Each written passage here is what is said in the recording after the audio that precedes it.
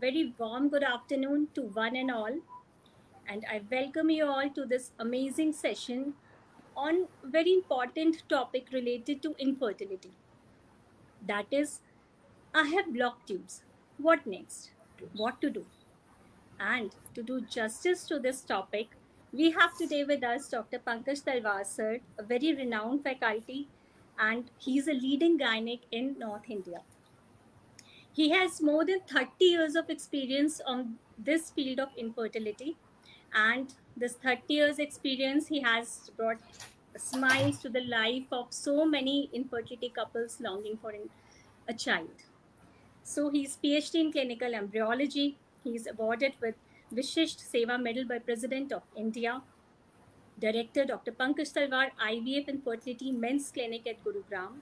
He's Academic Director ICAT IVF Training Academy. He's Director Clinical ARTC at Gurgaon. He's Dean Department Clinical Embryology and Reproductive Sciences, Sridhar University, Pilani. He's Advisor Doc Infra IVF Consultancy. He's also a pioneer of ovarian tissue freezing in India. And let me tell you, friends, he's a marvelous, marvelous teacher, and I've been fortunate to get trained under him. He has conducted many live workshops. Globally, more than 25,000 doctors have enrolled under him. He has got 4 Lifetime Achievement Awards. He has conducted 10 orations, edited 9 books, and many, many publications to his credit. All in all, he is a boon to the field of reproductive medicine, just not in India, believe me, globally. And today, I welcome him to discuss on this important topic of related to infertility, that is blocked tubes, यानी कि infertility के couples जिनके नले block हैं, जो अंडेदानी और बच्चेदानी से connect करते हैं, तो इसके बारे में आज हम लोग बात करेंगे. I welcome you sir.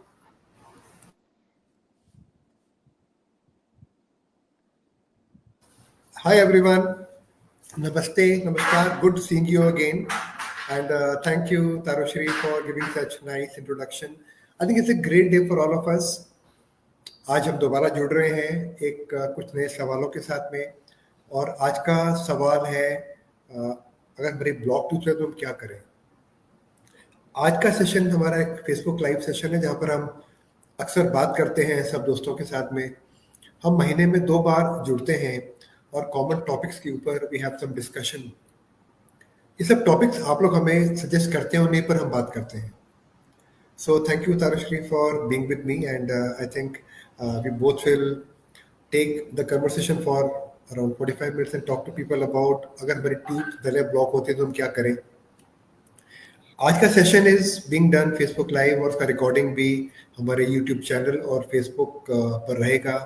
आप इसे बाद में भी देख सकते हैं. और अगर आप कोई भी मेरे साथी, मेरे मित्र किसी प्रॉब्लम से सफर कर रहे हैं, you can always contact us. You have the number of doctor Tarushree जो who comes from Dehradun. You have her hospital's number and her telephone number.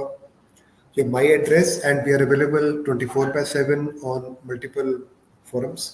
So thank you so much Tarushri, and I think we can start the day. It's a very interesting topic, और ये सबके ध्यान में रहता है कि ये tubes क्या होती हैं, नले क्या होती हैं, ये क्यों ब्लॉक होती हैं और ये क्या काम करती हैं. So I think nobody better than you to start the conversation. Over to you ma'am. Thank you so much sir. अब होता क्या है कि इनफर्टिलिटी क्लिनिक्स में या जनरल गायनी क्लिनिक्स में हमारे पास वॉक इन पेशेंट आता है इनफर्टिलिटी का, बच्चे नहीं हो रहे, शादी को 3, 5, 7 साल हो चुके हैं, और फिर हम उनका वर्कअप करते हैं. See workup is very important to know exactly what is the diagnosis, what is the cause. जब तक हम कारण नहीं जानेंगे, हम उसको सही रास्ता ट्रीटमेंट का नहीं दे पाएंगे. कॉज कुछ भी हो सकता है, हार्मोनल कॉज नहीं बन रहे, या फिर नलों का ब्लॉक होना. तो आज हम इसी टॉपिक पे डिस्कस करेंगे. तो जब हम नले ब्लॉक हैं, इसके लिए, इसको पता लगाने के लिए हम एक टेस्ट करते हैं जिसका नाम है HSG, दैट इज हिस्ट्रोसैल्पिंगोग्राफी. आपके डॉक्टर, आपकी गायनी आपको यूजुअली डे 7 to day 9 के बीच में आपको सजेस्ट करेंगे साइकिल के कि ये टेस्ट किया जाए. टेस्ट सिंपल है, उसमें एक डाई डाली जाती है through vagina and cervix through a cannula. उसके बाद एक एक्सरे खींच के देखा जाता है. सभी में 2 ट्यूब्स होती हैं. उस एक्सरे में यही देखा जाता है कि क्या दोनों ट्यूब्स ब्लॉक हैं या एक ट्यूब ब्लॉक है। और सपोज आपकी HSG का टेस्ट अगर ठीक नहीं आया, वो ट्यूब ब्लॉकेज सजेस्ट कर रहा है, तो हमारे पेशेंट का पहला सवाल होता है क्या कारण है, ऐसा क्यों हुआ। So sir, what is the cause of block tube? I would like to listen from you. तो सबसे पहले तारुश्री, ये बहुत ही एक बेहतरीन सवाल है। It's very good question. इसका जवाब कई बार मैं भी दे नहीं पाता हूँ। कई बार पेशेंट्स एक जांच कराते हैं ब्लॉक ट्यूब्स की, और उनको पता चलता है कि उनका ट्यूब ब्लॉक्ड है। उसके बाद हम लोग उनको एडवाइस करते हैं लेप्रोस्कोपी कर लो, and then they go into a big circle. I think उनके जहन में एक बहुत बड़ा सवाल उठता है कि ट्यूब्स होती क्या हैं, ये ब्लॉक कैसे होती हैं। बिकॉज सी, अगर से ट्यूब्स ब्लॉक होती हैं, then one thing is very clear that they have to go in for IVF. A young girl who comes to us with blocked tubes will enter into IVF, और IVF का मतलब हुआ कि कम से कम नहीं तो around 1.75 to 2 lakh rupees they will spend for their treatment. कुछ बहनें, हमारे कुछ मित्र, they try to go and get their tubes opened. It's again a complicated thing. कभी काम करता है, कभी काम नहीं करता। सो आई थिंक ओवरऑल उनका पूरा मानसिक वातावरण बिगड़ जाता है, संतुलन बिगड़ जाता है, और उन्हें कुछ रास्ता दिखता नहीं है।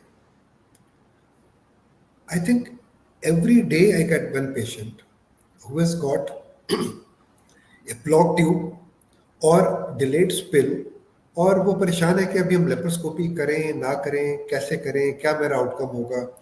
So I think before I take your question ma'am, let's find out कि ट्यूब्स होती क्या है। सबसे पहले हमें जानना है कि ये फैलोपियन ट्यूब्स होती क्या है। तो हर स्त्री के अंदर, every woman has got 2 tubes. आप एक बात याद रखिएगा, जो भी पार्ट बहुत जरूरी होता है हमारे बदन में, भगवान उसके 2, उसका डुप्लीकेट भी बनाता है। और 2 किडनीज हैं हमारे पास, 2 फैलोपियन ट्यूब्स हैं, 2 ओवरीज हैं, दिमाग के 2 पार्ट हैं, लंग्स 2 होती हैं हमारी। तो भगवान ट्राई करता है, भगवान ने क्या किया है कि हर चीज के 2 पार्ट बनाए गए। सो इंसान के अंदर भी 2 फैलोपियन ट्यूब्स होती हैं, जिन्हें हम नलें कहते हैं। ये फैलोपियन ट्यूब्स क्या करती हैं? ये एक ट्यूब्स हैं जिनका लंबाई 10 सेंटीमीटर का होता है, और इनका मेन काम होता है कि यूट्रस के साथ जुड़ी रहती हैं ये, गर्भाशय के साथ में। और जब भी डिम्ब परिपक्व होता है, और जब किसी का अंडा टूटता है, तो वो जाकर डिम्ब को पकड़ लेती हैं और अपने अंदर उसको, जैसे विकेट कीपर पकड़ता है बॉल को, पकड़ के अपने अंदर ले लेती है। और फिर जब नलों के अंदर ही जब अंडा आ जाता है, तब उस समय अगर पति पत्नी आपस में संबंध रखते हैं, देन और the partners are together, that's the time जो शुक्राणु होता है उस डिम्ब को फर्टिलाइज कर सकता है। और फिर वो जो एम्ब्रियो क्रिएट होता है, जो भ्रूण क्रिएट होता है, वो पे यूट्रस में जाकर गर्भाशय का रूप लेता है। तो मैं आपको एक छोटा सा एक मॉडल दिखाना चाहूंगा। ये एक छोटा सा मॉडल है अबाउट द फैलोपियन ट्यूब्स। मैं आशा करता हूं कि आप इसे देख पा रहे होंगे। तो इसे अगर आप देखेंगे, तो ये योनि का रास्ता है। ये योनि का रास्ता है जहां से आप शुक्राणु देख पा रहे हैं कि शुक्राणु योनि के रास्ते से ऊपर जा रहे हैं। नीचे आता है सर्विक्स। सर्विक्स एक ऐसा इंपॉर्टेंट पार्ट होता है हमारे बदन का, जहाँ से हम पैप स्मीयर करते हैं, और ये मुंह होता है गर्भाशय का। शुक्राणु ऊपर बढ़ते हैं, और ऊपर जाकर शुक्राणु, अगर आप देख पा रहे हैं, सफेद रंग के, फिर ट्यूब के अंदर चले जाते हैं, और ये नले हैं, ये नले हैं। तो 2 नलें आप देख पा रहे होंगे कि इंसान में 2 नलें होती हैं, एक लेफ्ट और एक राइट। ये एक नल है इधर, और एक इस तरफ को है। तो ये जो नलें होती हैं, इनके जैसे हमारे हाथ होते हैं, नलों के भी फिमरिया होते हैं। आप देख पाएंगे अगर कि इन नलों के भी, जैसे हमारे हाथ हैं, जैसे हमारे उंगलियां हैं, इनकी भी उंगलियां होती हैं, इन्हें फिमरिया कहते हैं। और जब भी ये सफेद, ये ओवरी है हमारी, जब इनमें से अंडे बनकर तैयार होते हैं और ये यहाँ से टूटते हैं अंडे, तो ये नलें इन्हें पकड़ लेती हैं और उनको ऊपर लेके जाती है। ये एग है, इसे डिम कहते हैं। तो नलों में डिम आके आराम करता है, और जब जो शुक्राणु होते हैं अगर ये ऊपर आ पाते हैं ठीक से, तो जब वो डिम से मिलते हैं आकर, तो फिर एक छोटा बेबी तैयार होता है, और बेबी रोल करता हुआ आगे जाकर गर्भाशय के अंदर अपना रूप धारण करता है। एक सिंपल मॉडल जो मैंने आपको दिखाया, ये दो नलों का है, और आप देख पाएंगे कि नलें होती हैं। आप इसको देखिए, आप कितनी खूबसूरती के साथ देख पाएंगे जरा, कि ये एक जैसे एक ट्रम्पेट होता है वैसे काम करती हैं, और ये इनका एक खुला हुआ एंड होता है इधर, और एक एंड खुलता है यूट्रस के अंदर जाके यहाँ। तो नलें, हर स्त्री में 2 नलें होती हैं, और नलों का काम होता है एक डिम को एक अच्छा पोषण देना, उसको एक अच्छा टेम्परेचर, एक अच्छा वातावरण देना, और जब भी स्पर्म्स उनसे जाके नलों में मिलते हैं, तो डिम एक छोटा सा एक एम्ब्रियो क्रिएट करता है, और फिर वो जाके गर्भाशय में जाके बैठता है 5वें दिन पर, और वहां से फिर एक बेबी डेवलप होता है। हमने जो एक चीज ये देखी इसके अंदर कि अगर 2 नलें हैं, एक लेफ्ट की एक राइट की, ये दोनों जब हमारे अंडादानी होती है ओवरी उसके पास में रहते हैं, और जब भी ओवरी से डिम निकलता है उसे पकड़ लेते हैं। Like a wicket keeper will catch, it will catch the eggs and they will take eggs inside the body. ये नलें मस्कुलर होती हैं, जैसे हमारे मसल होता है, मसल की बनी होती हैं, बहुत सॉफ्ट होती हैं, और तकरीबन 10 सेंटीमीटर की होती है। नल का साइज तकरीबन इतना होता है, they're around 10 centimetre long. They very flexible, very very free to move, और जैसे ही एग निकलता है जाके वो एग को पकड़ लेती है। किसी कारण से अगर इन नलों में कुछ प्रॉब्लम आ जाती है और नलें ब्लॉक हो जाती हैं, in that case the sperms cannot go up or the eggs cannot be caught. So फिर हम कहते हैं किसी की ट्यूब्स ब्लॉक हो गई। ब्लॉक ट्यूब्स का मेन बहुत कारण होते हैं, पर जब ट्यूब्स ब्लॉक हो जाती हैं, तो फिर उस स्त्री के अंदर स्पर्म्स और जो डिम होते हैं, शुक्राणु और डिम आपस में मिल नहीं पाते हैं, and then we say that they are not able to become parents, and in such a condition they will need an IVF। नलें 2 होती हैं, इनके ब्लॉक होने के कारण खूब सारे होते हैं। कई केसेस के अंदर एक ही नल ब्लॉक मिलती है, और कुछ केसेस में दोनों नलें ब्लॉक मिलती हैं। उनको कैसे हम टैकल करें, कैसे हम ट्रीट करें, यही आज पूरा हमारा जो भी हम तकरीबन आधा घंटा बात करेंगे, हम इसी इशू पर बात करेंगे। सो नलें क्या हम हर स्त्री में चेक करते हैं कि नहीं, ये सवाल उठकर आता है। तो मेरा जवाब होगा, हर कपल में जिनके अंदर 1 साल साथ रहने के बाद who are unable to become parents, उन सब में हमें नलों का जांच करना चाहिए। That is called tubal testing. ये बड़ा इस सबके दिमाग में रहता है, मेरी ट्यूब टेस्ट हुई कि नहीं हुई। ट्यूब टेस्ट करने के बहुत तरीके होते हैं। किसी में हम कुछ पानी डाल के चेक करते हैं अंडर एन अल्ट्रासाउंड गाइडेंस, कुछ के अंदर हम एक डाई डालते हैं और एक्सरे निकालते हैं, जिसे कहते हैं HSG, और कुछ के अंदर भी पुट लेप्रोस्कोप और जिसे कहते हैं दूरबीन का जांच। तो हमें क्या कितना करना चाहिए, क्या तरीका चुनना चाहिए, ये काफ़ी तक डिपेंड्स अपॉन द डॉक्टर। और आई थिंक जैसे आपके सवाल बढ़ेंगे, Tarshri will take all these queries. So I'll come back to you now with a simple answer that हम सब में 2 नलें हैं, हर स्त्री में 2 नलें हैं। नलों का काम is like a wicket keeper. जैसे आप सब क्रिकेट देखते होंगे, सब मेरे भाई बहन क्रिकेट सब देखते ही होंगे, कि जहाँ से भी बॉल जाती है विकेट कीपर जाके बॉल को पकड़ लेता है। बट कॉमनली मुझे लोग कहते हैं कि मेरी तो राइट ट्यूब ब्लॉक है, मुझे राइट ट्यूब तो ब्लॉक है, अंडा राइट साइड पे बन रहा है, तो क्या होगा। I think you have to understand that कि ट्यूब 10 सेंटीमीटर लंबी होती है, और वो पूरे गर्भाशय के आसपास घूम सकती है। तो जैसे मेरा कान यहाँ से पकड़ सकता हूँ, तो कान में यहाँ से भी पकड़ सकता हूँ। सो जो जो नलों का जो वातावरण होता है अंदर का, वो एक अंडे को अपनी तरफ अट्रैक्ट करता है, और उनको पता चल जाता है कि अंडा कहाँ से निकलने वाला है। So they will go near that ovary and wait, और जैसे ही ओवरी में से एग बाहर आता है, वो एग को ऐसे पकड़ लेती है, चाहे वो यहाँ से पकड़े चाहे यहाँ से पकड़े। सो किसी भी मेरी बहन की एक भी ट्यूब खुली है, I think she does not need IVF। और एक भी ट्यूब में ब्लॉक नहीं है, she doesn't need IVF, she'll become mother on her own by time intercourse or by IUI. So please don't undergo an IVF for single block tube.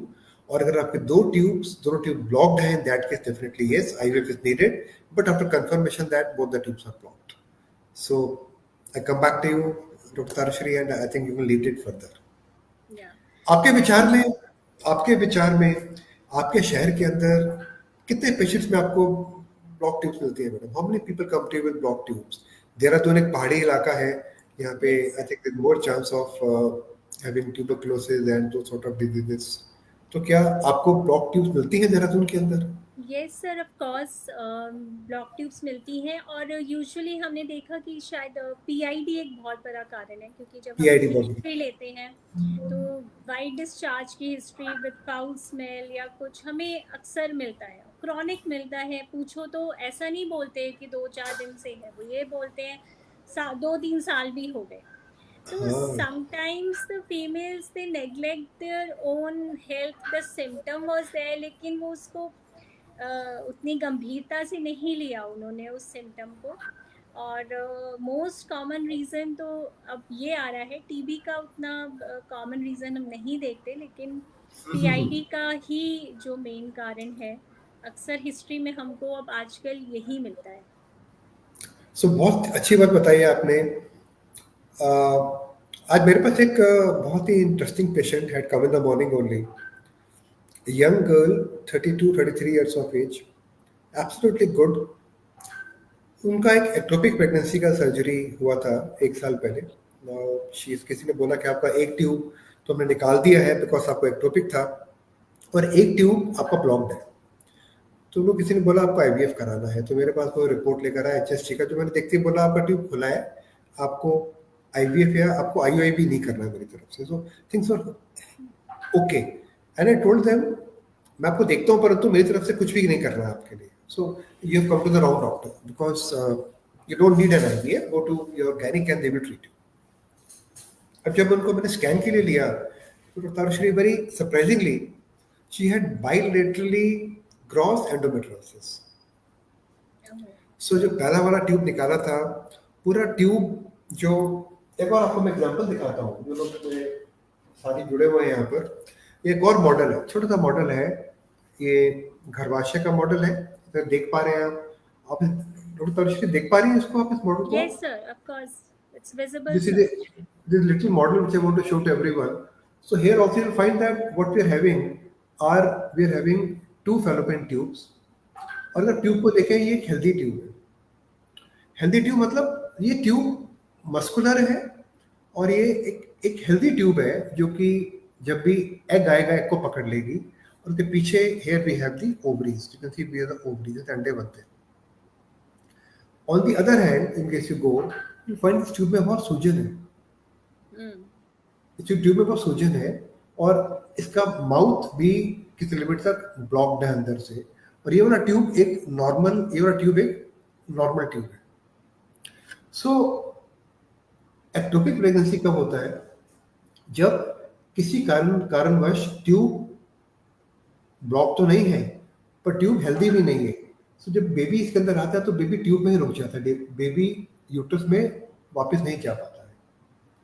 सो इस lady के अंदर the case which I told you now, she had gross endometriosis, और उसकी पूरी एक tube खराब थी, जिस वजह से उनका एक्टोपिक प्रेगनेंसी हुआ. तो आई थिंक मेरे भाई बहनों को पता होगा कि एंडोमेट्रियोसिस क्या होता है.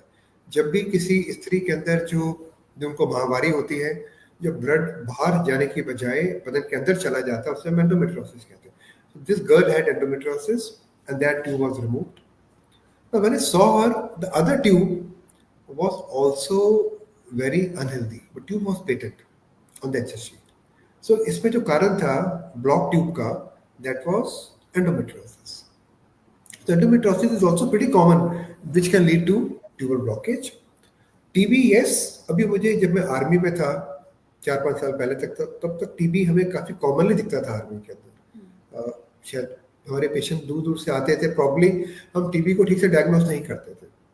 बट जब से हमारे अब से भी टेक मोर केयर, सो टीबी का इंसिडेंस बहुत कम दिख रहा है मेरे को. बहुत कम केस में टीबी के कंफर्म मिलते हैं. The other causes can be, one is endometriosis, there can be PIDs, it can be chlamydial infection, there can be multiple things which can lead to problems. And I think all these things can lead to blocked tubes. So infections और endometriosis common cause होता है blocked tubes का.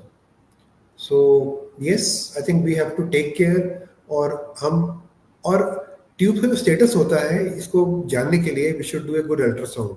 जब हम अच्छे से ultrasound करते हैं तो हमें ट्यूब में सूजन दिखाई पड़ती है.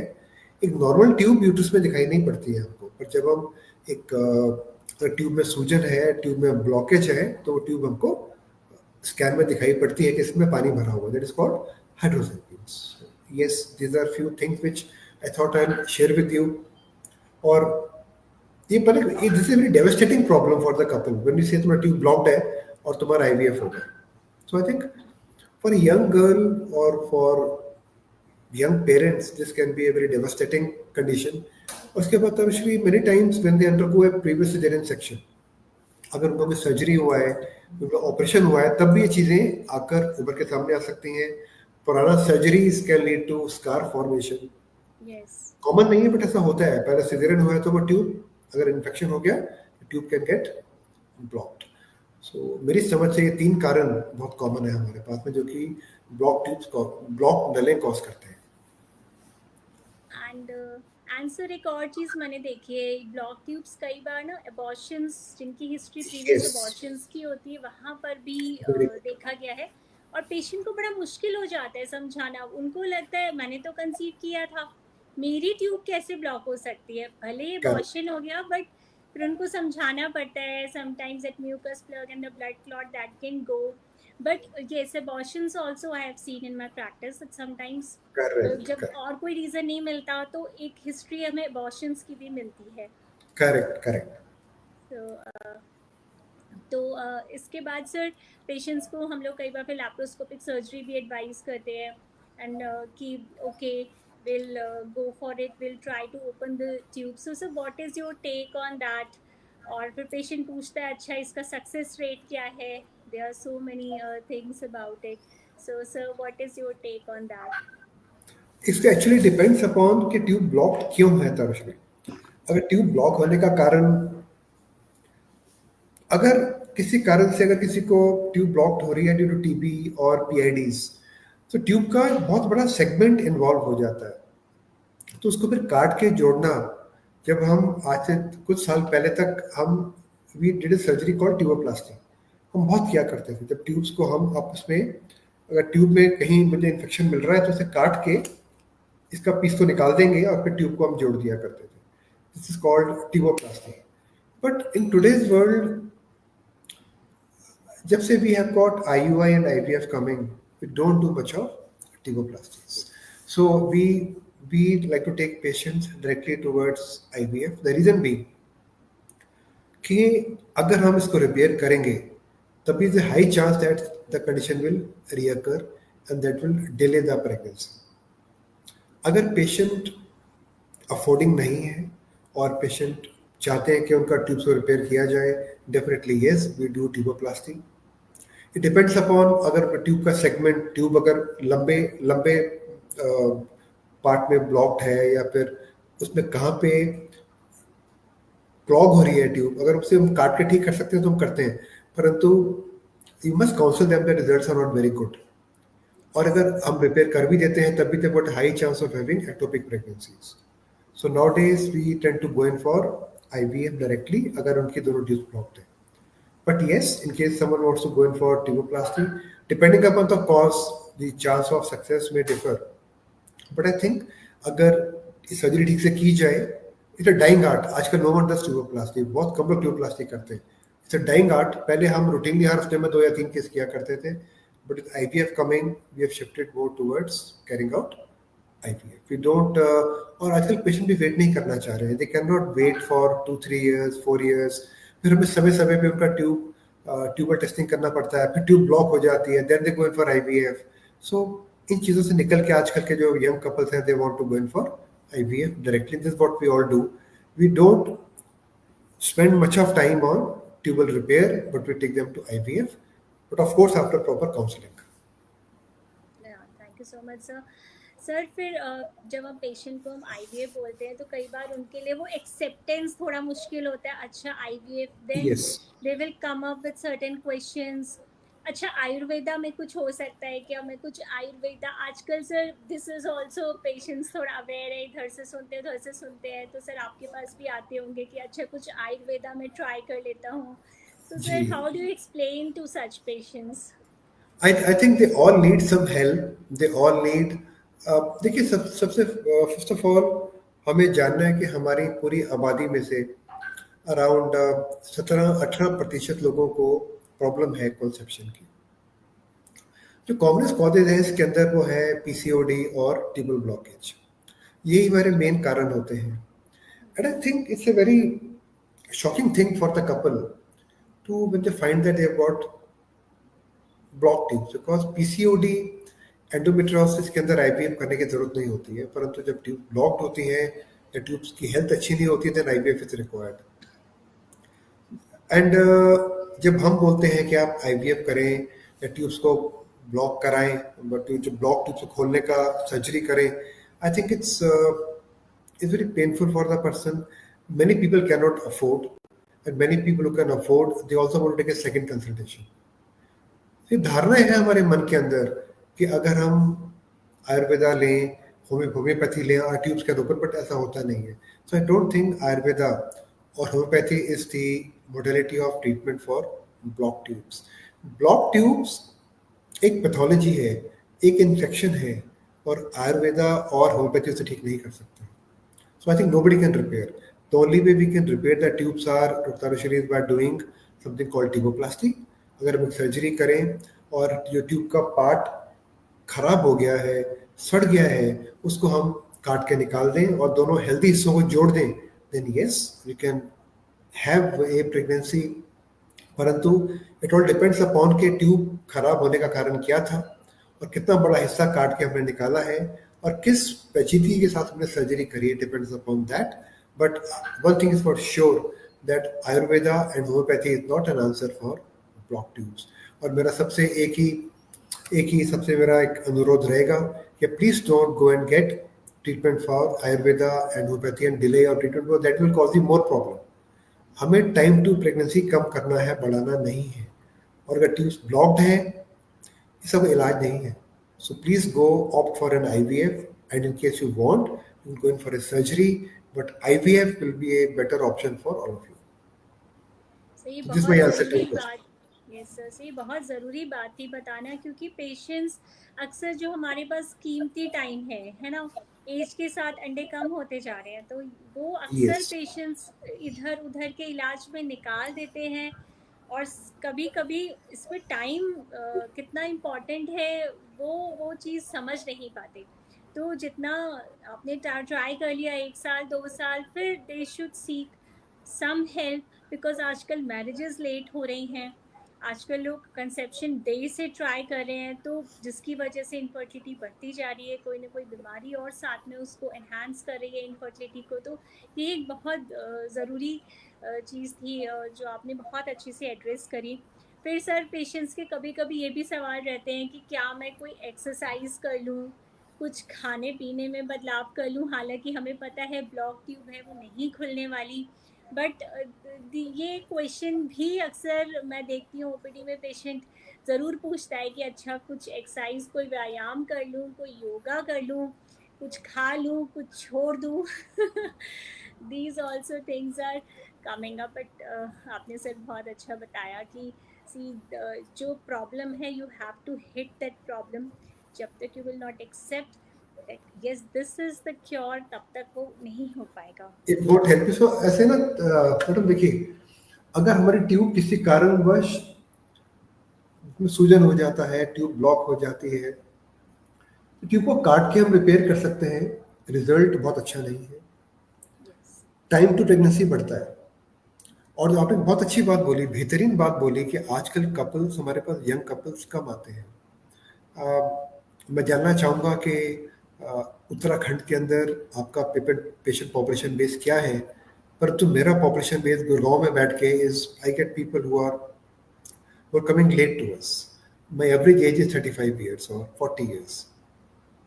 Just remember that when we get people who come to us at later age, they are already late in life. और उनके अंदर जो अंडों की मात्रा है कम हो रही है, उनका AFC-AMH कम हो रहा है, and in case you start doing surgeries and delaying the outcome for few 4 to 5 months, 6 months, 1 year, that is not the right thing to do. Yes, we should take the call depending upon patient's requirement and counseling. परंतु एक बात तो बहुत clear है कि अगर हमारी tube किसी कारण से ब्लॉक हो गई है तो tubes can not be repaired. But किसी कई बार क्या रहता है, ये आप इसे देखिए, मैं आपको दिखाना चाहूँगा. Sometimes you get this sort of, आप देख पा रहे हैं इसको, कुछ बैंड्स बन जाते हैं यहाँ पर. Yes, sir. They are called adhesions. किसी Yes. कई बार क्या रहता है तारुश्री के, किसी कारण से ना यहाँ पे झिल्ली बन जाती है जिनको कहते हैं adhesions. This can due to infection और एंडोमेट्रियोसिस, और ये एक ट्यूब को दबा देती है. तो मैं सबको एग्जांपल देना चाहूँगा कि आई एम श्योर दैट हम घरों में कूलर में पानी भरते होंगे, हम पौधों को पानी देते होंगे, हमारे हाथ में ट्यूब रहती है एक. अगर हम ट्यूब को दबा देंगे तो उसमें पानी जाना बंद हो जाएगा. इसी तरह से किसी कारण से अगर कोई बैंड आ गया ऐसे, और इस बैंड ने ट्यूब को दबा दिया, आप देख पा रहे हैं ये बैंड है यहाँ पर, एक कोई ट्यूब को दबा रहा जी है. सर. Yes, that ऐसे makes केसेस sense. के अंदर बड़ा सिंपल है, वी डू लेप्रोस्कोपी एंड इसे अगर काट देंगे, अगर हमने इसको काट दिया विद ए ब्लेड, तो ट्यूब फ्री हो जाती है. Hmm. ये दबाव डाल के ट्यूब को, ये जो बैंड बना हुआ है यहाँ पर, ये ट्यूब को लाइक रबर बैंड बंद कर रहा है. अगर इसे हमने काट के आज़ाद कर दिया तो ट्यूब खुल जाती है. यहाँ तक तो सर्जरी ठीक है. दूसरा, ये ट्यूब में पूरा सूजन आ गया है, ट्यूब बड़ी गल जाती है, तो इतना पीस ट्यूब का काट के उसको जोड़ सकते हैं. ये डिफिकल्ट सर्जरी होती है, चांस काफ़ी कम रहता है. तो one thing is for sure, जब हम एडवांस सर्जरीज करके भी ट्यूब को ठीक से जोड़ नहीं पाते हैं, सो एक एक अच्छा मानसिक वातावरण, मानसिक और शारीरिक आहार लेना, अपने मन को शांत करना मुझे एक्सेप्टेबल है. बट अगर कोई किसी को बताए कि कुछ खाने से, कुछ दिनचर्या के अंदर कुछ बदलाव लाने से मेरी ट्यूब खुल जाएगी, तो मैं उस बात को मैं एग्री नहीं करता हूँ. Because infections can't be removed by diet. Infections can't be treated by Ayurveda or homeopathy. Definitely yes, they can treat infection, they can treat inflammation. But जब ट्यूब ब्लॉक हो जाती है, then we have got one stage ahead of inflammation. तो तरश्री हमें समझना है कि जब इन्फ्लामेशन होती है, ट्यूब में सूजन आती है, जब हम उसको ठीक करेंगे तो लाइक हेडेक, जब हमारे सर में दर्द हो रहा है तो सर का दर्द, एक गोली खा के, डोलो की गोली खा के सर का दर्द ठीक हो जाता है. बट अगर सर में ट्यूमर हो गया तो गोली खा के ट्यूमर जाएगा नहीं. इसी तरह से आप सबको ये बात समझनी है कि प्लीज गूगल पे, यूट्यूब पे एड देखकर आप कोई ऐसा रास्ता मत चुने जो कि आपको ठीक सलाह नहीं देता है, आपका ठीक से इलाज नहीं करता है, और आप अपना समय खराब कर रहे हैं. सो I think you can always contact Dr. Tarushri. You have a number in front of you. You have my number. You can contact us and we can guide you about how to move ahead and take proper treatment. So thank you so much for this question. Thank you. एक बहुत ही important message था sir, जो आपने इतने बखूबी explain करके दिया इस वीडियो के माध्यम से. और सर फिर क्या होता है कि एक ट्यूब खुली है, एक ट्यूब ब्लॉक है, हमने एक्सप्लेन किया भाई एक ट्यूब खुली है, चांसेस हैं आपके प्रेगनेंसी के, फिर आपको IUI की भी ज़रूरत नहीं है, आप करिए नेचुरली ट्राई. फिर पेशेंट Correct. पूछता है कि अच्छा मैं कब तक ट्राई करूं, कितना महीने में वेट कर सकती हूँ. तो सर आप क्या सलाह देते हैं इस तरह के कपल्स को? बहुत ही एक very very interesting and thing which is very very very hurting to me. Every second third patient who comes to me nowadays, उनका एक ही सवाल होता है, हमें IVF करना है.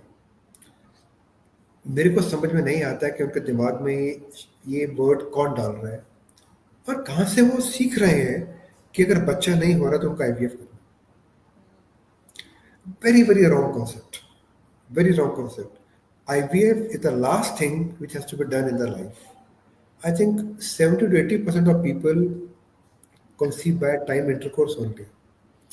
अगर उन्हें बता पाएंगे कि कब अपने पार्टनर के साथ में संभोग रखना है और कब वो ओवुलेट कर रहे हैं, दे बिकम प्रेग्नेंट। जो कुछ बच जाते हैं, दे कैन अंडरगो आईयूआई। और एक खुली ट्यूब के साथ आईयूआई हो सकता है। बहुत कॉमनली मैंने देखा है कि ग्रेड 4 एंडोमेट्रोसिस, जबकि एंडोमेट्रोसिस मैंने बोला कि एक बहुत ही एक it can be very difficult disease to treat जब वो एडवांस्ड होता है। So stage 4 endometriosis also, so many people conceive on their own. They don't even need IUI. They conceive by staying together. So I think हमें बड़ा सोच समझ के उनको बताना चाहिए कि किनको IVF करना है, किसी को IVF नहीं करना। और एक ट्यूब के साथ हमें कभी भी IVF करना नहीं है। अगर एक ट्यूब है, we should be telling them to be together. But yes, we should do proper follicle monitoring. उनके डिम कैसे बन रहे हैं, कैसे बड़े हो रहे हैं, हमें देखना चाहिए। और उसके अनुसार हमको उनको क्या इलाज करना है, हमें उनको बताना चाहिए। सो एक ट्यूब के साथ में आईवीएफ की ज़रूरत नहीं है, हमको आईओआई करना चाहिए। I think that's all from my side. We shouldn't be over treating our people when they can heal by plain simple time intercourse और आईओआई। अभी कितनी बार करना है, इसका जवाब मेरे पास में नहीं है। एक्चुअली मेरे पास में नहीं है, परंतु it depends upon the age. अगर किसी की उम्र, किसी भी एक दंपति की, कपल की उम्र is around 34-35 years, I will say minimum 3 to 4 months of time intercourse, 3 to 4 IUI, then IVF. ये एक लिखित में नहीं है। फर्स्ट ऑफ ऑल, ऐसा जो मैं आपको बताना चाह रहा हूँ, ये कुछ सफ़ेद बालों का जवाब है, ग्रे हेयर्स का जवाब है, और एक ऐसे इंसान से जवाब है जो कि तकरीबन 30 साल से आईवीएफ कर रहा है और spent a long time in the Indian army and we do very ethical practice. I feel Tarushri less than 35 years of age 3 बार वो आपस में संबंध रखें। इसे हम कहते हैं टीआई और टाइम इंटरकोर्स। बट टाइम मतलब जो आप टाइम कर रहे हैं, हम उनको बताते हैं अभी जाके आपने आपस में संबंध रखना है। वो टाइम मतलब वो टाइम हमारा है, उनका टाइम नहीं है। That's called TI. Second is IUI. Again ये टाइम डी है, पर यहाँ पर हम उनके शुक्राणु को एक नली के जरिए उनके गर्भाशय में डालते हैं। That's called TI. अगर एक भी ट्यूब खुली है तो हमको टाइम इंटरकोर्स या आईयूआई करना चाहिए। Sorry, that was IUI. हमें आईयूआई या टीआई करना चाहिए। और अगर दोनों ट्यूब बंद हैं, then we should go for IVF. But yes, after 37-38 years of age, I think after 1 or 2 trials of TI and 1 or 2 IUIs, we can go in for IVF directly. A lot depends upon the ovarian reserve, उनके कितने dim बनते हैं, उनका AMH कितना है, उनका AFC कितना है। So we don't have any algorithm कि हमें ये होने पे ये करना है। काफ़ी हद तक we go with our experience, but I think the experience ये कहता है कि हमको बहुत with lot of sensitivity we have to handle them. हर केस को पुश करना towards an IVF is not the right thing. किसी भी कपल को डराना या फिर वो इन शब्दों में उनको बताना कि वो घबरा जाएं और आईवीएफ चूज करें, ये भी गलत है। उनको सच्चाई बतानी है, ट्रुथ बताना है, उनको स्टैटिस्टिक्स बताने हैं, पूरा विश्लेषण बताना है कि इनका कितना चांस है। परंतु आई थिंक उनको हमको डराना नहीं है। कपल हमारे बहुत इंटेलिजेंट हैं। They all come to us after a lot of survey on the internet, on the Google. I think they need to be told in a very gentle way. और अगर अगर हमारे दिल में सच्चाई है और हम ठीक काम करते हैं तो वो सुनते हैं और बात वो कहीं आपको छोड़ के नहीं जाएंगे, वापस आएंगे आपके पास में। So I think with all sensitivity, I say we should have a family test. अगर हम दैट इज कॉल्ड, अगर हम हर पेशेंट को सोचेंगे कि हमारा ये मेरी अपनी है, ये लड़का मेरा अपना छोटा भाई है, ये मेरी छोटी बहन है, या फिर मेरी फैमिली है, तो कॉल्ड फैमिली टेस्ट। तो आप कभी गलत काम नहीं करेंगे। गलत काम का मतलब आप उनको बहुत लॉट ऑफ संवेदना के साथ उनको काउंसल करेंगे। And I think I repeat again, अगर एक भी ट्यूब खुली है तो हमको आईवीएफ नहीं करना। और अगर उम्र बढ़ती है, somebody comes to me at 40 years of age, yes I will say at 40 आप फटाफट एक आईयूआई करवा लीजिए, then we go in for IVF. So I think it's a very sensible counseling we have to do so that we do no harm to the patient and keep treatment cheap. truly agree with you, sir. इसमें counselling is the most sensitive part. और मैंने देखा अगर हम patient से transparent है sir, patient कहीं नहीं जाता, वो उस चीज़ को समझता है और अच्छे से आपके साथ कंप्लाइंट भी रहता है. और सर करेक्ट जब करेक्ट. हम डिसाइड कर लेते हैं यस भाई ब्लॉक ट्यूब्स हैं, दोनों ट्यूब ब्लॉक्ड है, आईवीएफ है अब आपके लिए, जिस पे अब आपको जाना चाहिए, तो सर फिर उनका सवाल कि what is the success rate. There are so many clinics in our country, globally. कोई कुछ करेक्ट बोलता है 40%, 70%, 80%, दे गेट कंफ्यूज कि हमें कहाँ जाना है. कोई कुछ क्लेम कर रहा है, कोई कुछ क्लेम कर रहा करेक्ट है. करेक्ट तो करेक्ट. आपके तजुर्बे में सक्सेस रेट आईवीएफ का हम कैसे डिफाइन करें? एक बार दोबारा रिपीट करें क्वेश्चंस को. आप क्या बोला था आपने? Sir I will success, lost. Sir success rate of IVF.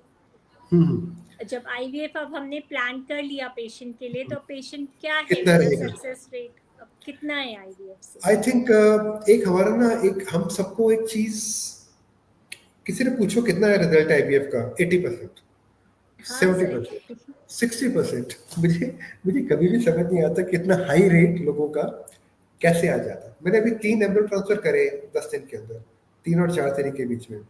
All 3 are positive. Good. All 3 are positive. So मेरा सक्सेस रेट हो गया 100%. ये ट्रुथ है, झूठ नहीं बता रहा हूँ मैं. ये 3 केस में तीनों पॉजिटिव है. लास्ट 3 एम्ब्रियो ट्रांसफर, जिनका भी डे 16 डे 17 हो रहा है, 3 तरीके ट्रांसफर, 2-3 तरीके ट्रांसफर. नहीं सर, वी नो. तो ये बहुत खुशी की बात नहीं है वैसे.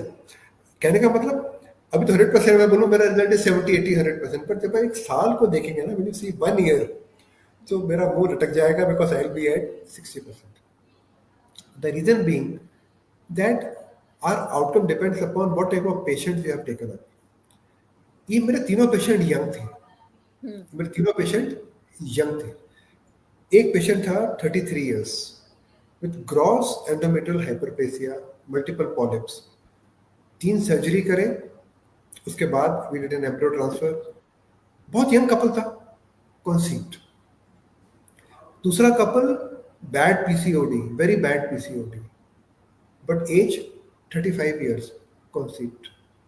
तीसरा यूट्राइन सेप्टा, सर्जरी करा, आईवीएफ करा, इंडिकेशन था कॉन्सीव्ड. पर ये आईवीएफ नहीं है. मजा आता है मैडम आईवीएफ का when somebody is more than 40 years of age, 39-40 years of age. जब एएमएच रहेगा 0.03, 0.3, 0.2, tubes are unhealthy, sperm count is very low. इन तीनों पेशेंट जो पॉजिटिव आए हैं, तीनों का स्पर्म काउंट बहुत excellent. Tubes were in all 3 cases, tubes are open. Yeah. Challenging बहुत थे. But challenge comes when we have a woman around 37-38 years of age. उनका शुक्राणु की मात्रा कम है या नील है या अनहेल्दी है. So I can see doctor Shivani asking few questions. Madam अभी वापस आ रहे हैं आपके पास, will take all your questions. So overall जो रेट आता है मेरा सक्सेस रेट, वो तकरीबन 60 पे अटक जाता है. Because the average age is around 39-40, 39-40, 42. So I think जब हम किसी काउंसिल करते हैं, तो काउंसिल हमें करना चाहिए पूरा उनका एज को देखकर, उनके एग रिजर्व को देखकर, स्पर्म काउंट को देखकर, ट्यूबल पोटेंसी को देख के, हमको यूट्रस को देख के हमको एक देना चाहिए prediction. But in young girls who come to us who are block tubes, they come to you with block. So first of all एक चीज आपको सबको जाननी है. जैसे ही मेरे पास एक दंपति आता है, कपल आता है, सबसे पहला टेस्ट क्या करना चाहिए? Tubal testing. Yes. Tubal testing and sperm count, they are 2 mandatory test. हम लोग क्या करते हैं, काफी लोग, मैं भी उनमें से हूँ, कई बार हम विटामिन डी ऑर्डर कर रहे होते हैं, कई बार हम इंसुलिन ऑर्डर कर रहे होते हैं. We do so many test, but tubal testing हम लोगों को नहीं बताते, क्योंकि वो लोग थोड़े परेशान हो जाते हैं और चले जाते हैं. पेनफुल होगा, दर्द होगा, सबकी धारणाएं हैं, चक्कर आएगा, पेन होगा, ब्लीडिंग होगा, कौन करेगा. एंड सेकेंडली अनुश्री, मेरा खुद ही बड़ा अजीब सा लगता है, अगर मेरा एचएससी होना है, सो और मैं आपका पेशेंट हूँ, तो आप मुझे भेजेंगे टेस्ट के लिए एक लेबोरेटरी के अंदर, एक एक्सरे डिपार्टमेंट के अंदर, जहाँ पर एक बिल्कुल काले से कमरे के अंदर, एक ब्लैक रूम में, totally strangers will come to me.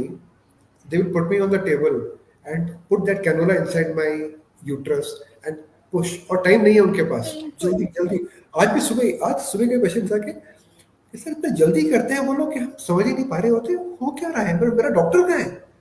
Doctor तो है ही नहीं, डॉक्टर तो लिखकर रेफर कर दिया, डॉक्टर तो है ही नहीं। तो वहां पे तीन चार नए चेहरे आएंगे सामने, तो आपको देखेंगे कुछ टीका लगा रहा है, कोई ड्रिप लगा रहा है, कोई नीचे से कैनुला डाल, यू नो हाउ ली चिल्ड्रन कैनुला, कोई डाई डाल रहा है, कोई टीवी पे देख रहा है, कट कट कट एक्सरे खींच रहा है। पेशेंट को तो पता ही नहीं क्या हुआ उसके साथ में, वो बिल्कुल बाहर आके वो बिल्कुल भन्ना जाती है। मैं तो बिल्कुल ही क्रेजी हो जाऊँ, मैं तो बिल्कुल क्रेजी हो जाऊँ। और तुम सबको बताना चाहूंगा कि आजकल हम ऐसे कोल्ड टेस्ट नहीं करते।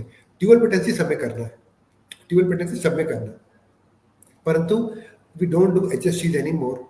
हम ऐसा अपने ही ओपीडी के अंदर ही भी कैरी आउट हाई कोसी करते हैं हम लोग, और we do S I S, क्योंकि बहुत ऐसा जेंटल टेस्ट होता है और हम ही करते हैं। और उनके हस्बैंड साथ में खड़े रहते हैं, हस्बैंड साथ chatting, he's holding her hand and we are doing that. So we develop a sort of a bond with them. So tubal testing हमें समय करना चाहिए और करने का तरीका बदलना चाहिए. Nowadays we have got we can do it by using 3D, by using a HiCoSy or SonoView, which is a very very good test, and we get very good outcome with such patients. So I think it's important to do it for all the patients. But we have to be very gentle. Number one, अगर tubes blocked है तो result बेहतरीन आता है, बेहतरीन result आता है, because tubes blocked है, ओवरीज अच्छी हैं. अगर टीबी है तो ट्यूब्स ब्लॉक होंगी और एंडोमेट्रियम भी खराब हो जाएगा. अगर किसी को टीबी है तो लाइनिंग भी खराब है और ट्यूब्स भी खराब है. बट नॉर्मली अगर कॉज कुछ और है तो फिर ट्यूब्स तो ब्लॉक्ड है. लाइक मैंने अभी आपको दिखाया कि यहाँ पर एक झिल्ली बन गई है जो कि ट्यूब्स को, I just come to this, you find that ये झिल्ली दबा रही है. जैसे हम काट के निकाल देंगे तो ट्यूब हमारी ठीक होगी, काट के निकाल दो ट्यूब खुल जाएगी हमारी. So I think so tubal factor के अंदर IVF very good outcome. But अगर इस केस में ट्यूब्स ओवरी अच्छी है और यूट्रस अच्छा है हमारा, but in case we have low egg reserve, endometriosis which is causing it, maybe dermoid cyst or tuberculosis, then the results can go down. But Yes, sir. tubal causes in a young girl gives me the best possible outcome in IVF. Exactly. Sir, ये आपने बहुत अच्छे से explain किया कि cost पे depend करेगा, as of the patient पे बेसिकली सक्सेस रेट डिपेंड करेगा. ऐसे ही हम कुछ भी क्लेम नहीं कर सकते. जो भी रिज़ल्ट है उसके पीछे बहुत सारे फैक्टर्स हैं वो रिज़ल्ट क्लेम करने के लिए. और सर ये भी बहुत अच्छी बात बताई कि HSG ही नहीं, SIS and there so many test जो अब लेस पेनफुल हैं और हम इस डायग्नोसिस को बना सकते हैं in a painless way also. Correct. Sir, we'll take few questions. I think there are some comments. Uh, then some Dr. Sugandha is saying Ayurvedic practitioners, they prescribe Uttar Basti procedure for block tubes. Then या doctor Sugandha can कावा भाटे का pranayam सवाल. help in block tubes? Sir वही जो मैं आपको कह रहे थे कि आयुर्वेदा में अब वही सर क्वेश्चंस आ गए कि हाँ, यार क्लेमिंग डिफरेंट, जो आयुर्वेदा के डिफरेंट प्रोसीजर्स का नाम ले रहे हैं, प्राणायाम और ये सब, कि वो क्लेम करते हैं कि इससे हम ब्लॉक ट्यूब्स खोल देंगे आपकी. तो वो sir questions are coming up. I seen that. तो doctor Taru, I am not an Ayurveda doctor, but yes, I've done a lot of studies in homeopathy. But I'm sure that these infections, Ayurveda and homeopathy cannot replace the surgery whenever required. They cannot replace the surgery. You need to, when you need a surgery, we need a surgery. They can give you better well-being. You know, pranayam करने से body में you will have better oxygenation. I'm a firm proponent of pranayam. It may be Kapalbhati, it may be Bhastrika. I say Uttar Basti Om भी Bilom, Om Bilom. तो आप चाहे ऐसे कीजिए, चाहे भस्त्रिका कीजिए. Good for the body, good for the soul. मैं बहुत करना चाहता हूँ पर कर नहीं पाता हूँ, बहुत करना चाहता हूँ, समय नहीं मिल पाता है मेरे को. सो but I say people who can do this, they are blessed, they are blessed who can do this. चाहे बाबा रामदेव जी के पास में जाके कीजिए, चाहे गो टू श्री श्री, करना चाहिए आपको. परंतु इसमें ट्यूब्स खुलती हैं, इसके बारे में अगर मैं साइंस का बंदा हूँ, I am not convinced about tubal patency in this. Tubes can't open with this. Yes, you'll have better well-being, you'll feel more happy and you'll feel more, his happiness index can go high, but tubes नहीं खुलेंगी. और एक और चीज लिखी है doctor Sugandha ने, उत्तर बस्ती is a type of Ayurveda. The type of an Ayurveda is a modality of Ayurveda. इसके साथ ट्यूब्स खुलने के बारे में मैंने कभी पढ़ा नहीं है. इनके से claim probably you can read more. I can't say I'm not an Ayurveda specialist, but I don't think anything can. बुखार होने पे हम दवाई खा के अपने आप को ठीक कर सकते हैं, बट अगर हमें कैंसर है तो वो दवाई, उसके लिए हमें कीमोथेरेपी लेनी पड़ती है. Or the chemotherapy is IVF only, or by doing some surgery. Drugs cannot, drugs or these procedures which they are saying, they cannot, I think, treat, they can't replace tuboplasty or IVF. So मैं इसके favour में नहीं हूँ. इसके बाद अगला सवाल, TSH. हाँ, TSH and prolactin.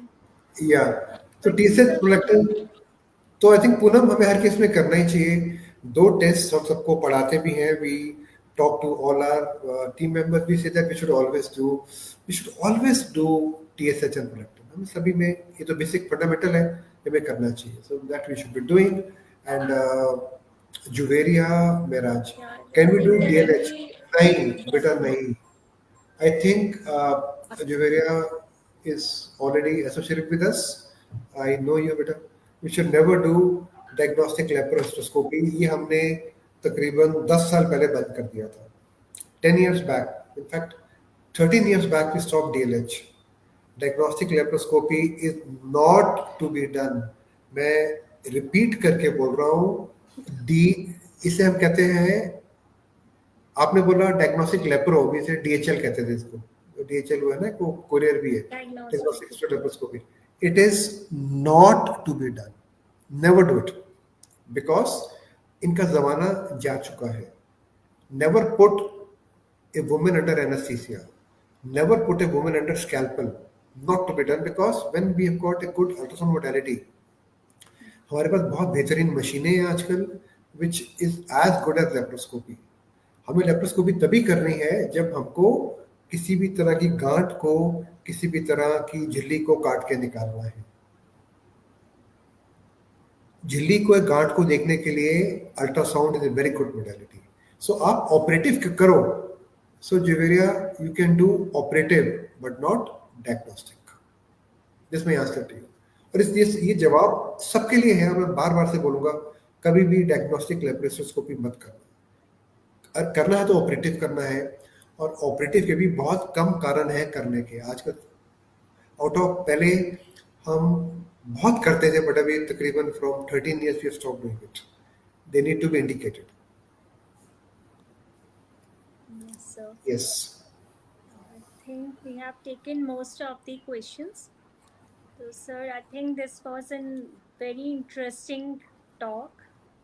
और आपने बिल्कुल deep dive into the topic, solving all small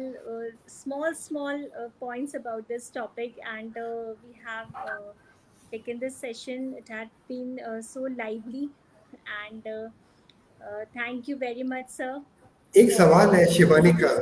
तरुश्री, Shivani का एक सवाल है. अच्छा, okay. Is still TB common in tier 2, tier 3 cities? तो Shivani, TB has become a notifiable disease.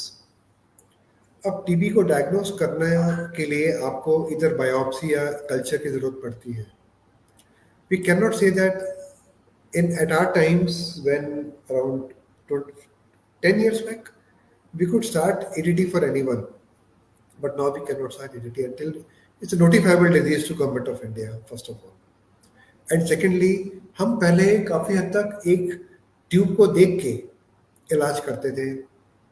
We used to look at an HSG and treat, but now it's not like that. We have to get a biopsy positive, or we have to have a strong suspicion of tuberculosis. छोटे शहरों में TB ज़्यादा है, ये कम है, whatever it is, but TB का diagnosis बहुत कम होता जा रहा है आजकल भी. हार्डली कहीं साल में हम 4 या 10 पेशेंट को डालते हैं ATT पे. पहले हम we were putting around 40% cases on ATT, so we don't give people ATT. अगर किसी का लाइनिंग ठीक है और एंडोमेट्रियल बायोप्सी ठीक है, then we don't give anyone ATT. Till the time the reports are showing me some problem, we don't give ATT. That is number one. Can hydrotubation be tried with ATT? ये भी एक अजीब सी धारणा है कि हम कुछ करेंगे और ट्यूब खोल देंगे, हम ट्यूब खोल देंगे. I think this is also not the right answer. I don't think that you can एक ट्यूब खोलने के लिए we can carry out hydrotubation. एक तरह का ना फैशन स्टेटमेंट हो गया है कि हम फ्लूइड डाला और ट्यूब खुल गई. I don't think the tube can get opened. Yes, definitely the tube can get washed. It may help, but that is not the right method. As Shivani ने बोला, I've tried this. Yes, it can happen, but that is not it's a known treatment of blocked tube.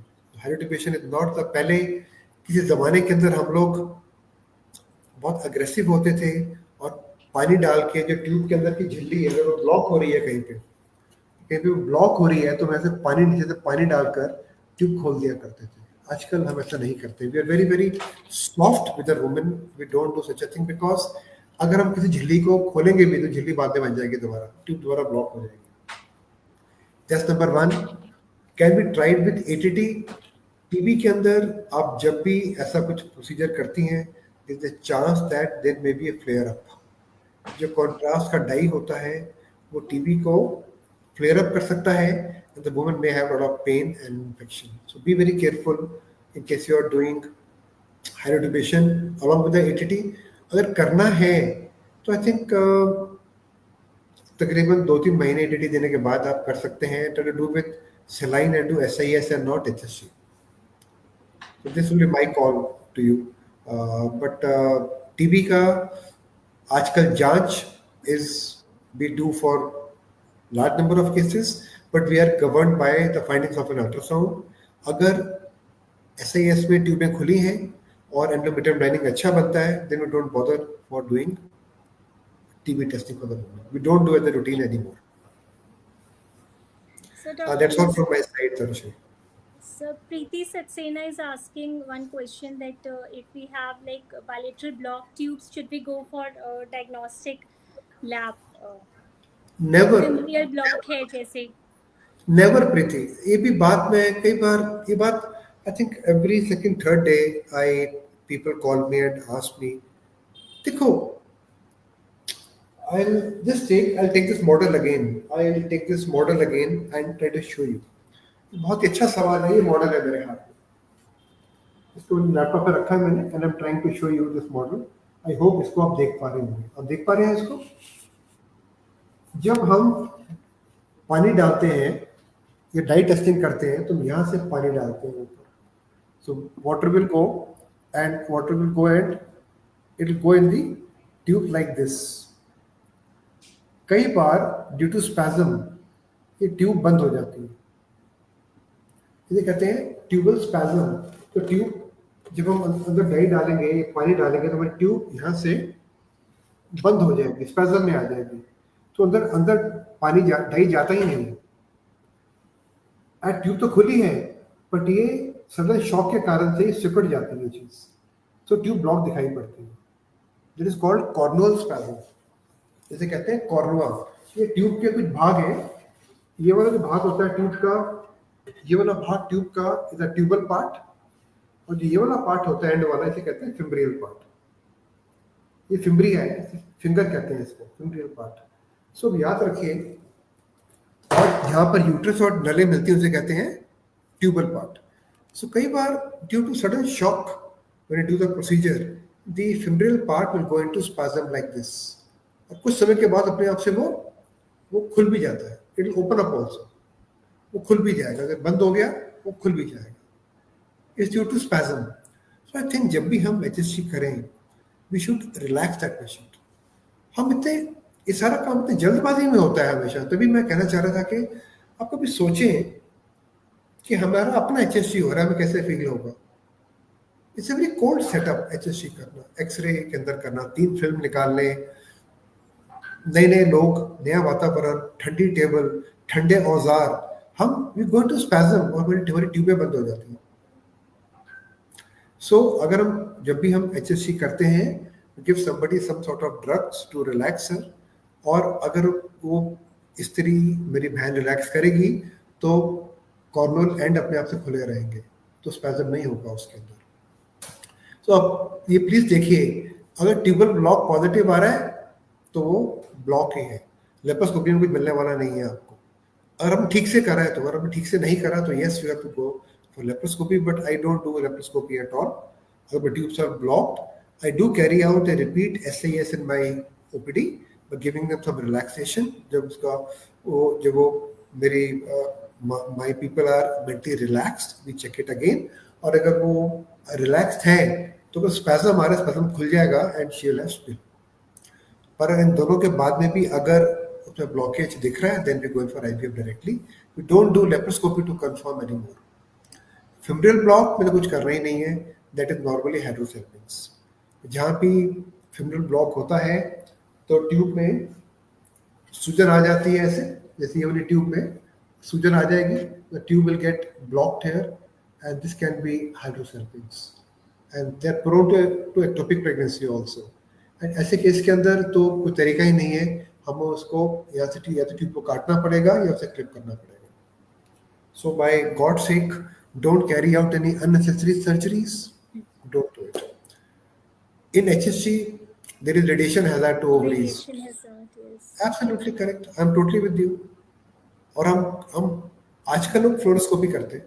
They don't do much of HSCs with X-ray. They do fluoroscopy. But whatever it is, this radiation exposure. तभी मैं आपको बोल रहा हूँ कि हमने करना बंद कर दिया है. From 5 to 10 years, 8 years, we're not doing HSC at all. We only carry out saline infusion sonography, which is a very simple and clean method to look at her tubal status, and we do it in our own OPD, and the husband can sit with her. They don't have to wear any cold dress or gowns. They come to us, we play some music for them, they can watch TV, they can watch Netflix, they can watch YouTube, and we carry out this procedure and done on the ultrasound machine, and everybody goes back happy in such a case. That's what I normally do. In case my patient wants something better, then I carry out HICO-C. That's a 3D sonoview. That's what I do. Yes, I Okay, think so we are sir, done for the day. finished. Yes, sir, we have done with all the questions. So, sir, it seems we really had a very amazing session. I mean, our viewers and our fellows were also participating and coming up with all sort of questions and such relevant questions, sir. I mean, सबके किसी न किसी के दिमाग में कुछ न कुछ इस तरह के क्वेश्चंस रहते ही हैं, तो इट वाज एन अमेजिंग, बहुत ही बढ़िया सेशन रहा sir, and thank you so much, and it was really an great opportunity for me to moderate this session with you, sir. It is a proud moment for me, and on this topic जो कि आए दिन किसी भी infertility जो भी practice कर रहे हैं उनको इस प्रॉब्लम से, पेशेंट की इस प्रॉब्लम से जूझना ही है, उनको काउंसल करना ही है, इलाज देना ही है। तो आई थिंक मजा आ गया, वेरी गुड हर्षरी, मजा आ गया, very good discussion, and you were just super and had to learn a lot from you. So we'll stay connected. Thank you so much, everyone. sure, sir. And thank you, everyone, for joining us. And we are a phone call away. You have our numbers, and we are available nearly everywhere. You can give us a call. You can visit our YouTube channel. We are on Instagram, Twitter, Facebook. You can talk to us anytime. But just ensure that अगर आपका एक भी tube खुला है तो आपको IVF की जरूरत नहीं है, खाली इतना याद रखिएगा आप। और अगर एक ट्यूब खुला है तो आपको IUI भी नहीं करना है, you can still go in for a time intercourse, and that's a good thing for you. अगर एज बढ़ती है, yes we shift towards IVF earlier, but at a younger age I think the right treatment is having documenting कि आपका dim कब बन रहा है, आपका डिम अंडा कब टूट रहा है। That's the time we can have time intercourse, and that's gonna help you much more. Thank you so much. Really enjoyed being with all of you, and I think we'll say goodbye to you now. Thank you so much. Stay blessed. Sir, Jai Hind. Thank you. Yeah, thank you so much. Thank you.